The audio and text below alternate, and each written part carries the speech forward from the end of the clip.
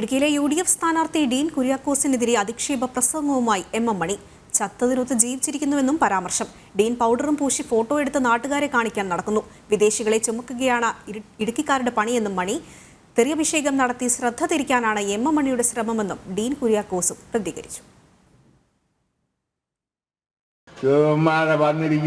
Powder പൂജി പിന്നെ beauty പാർലറിൽ കയറി വെള്ളം പൂജിയിട്ട് പടം കൊടുത്ത് ജനങ്ങളോടൊപ്പം നിൽക്കാതെ, ജനങ്ങൾക്ക് വേണ്ടി ശബ്ദിക്കാതെ, വർത്താനം പറയാതെ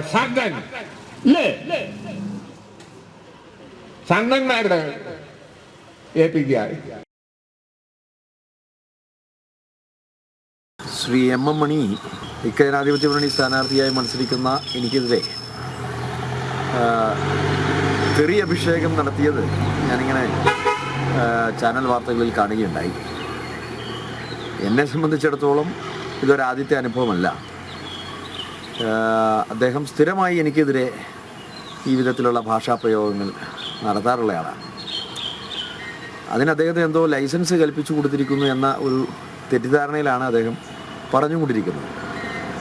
തെറിക്ക് ഉത്തരം മുറിപ്പത്തൽ എന്നുള്ള ഒരു ശൈലിയാണ് ഇവരാഗ്രഹിക്കുന്നതെങ്കിൽ എൻ്റെ ഭാഷാ ശൈലിയിൽ അങ്ങനെയൊരു പദപ്രയോഗങ്ങൾ ഞാൻ ശീലിച്ചിട്ടില്ല.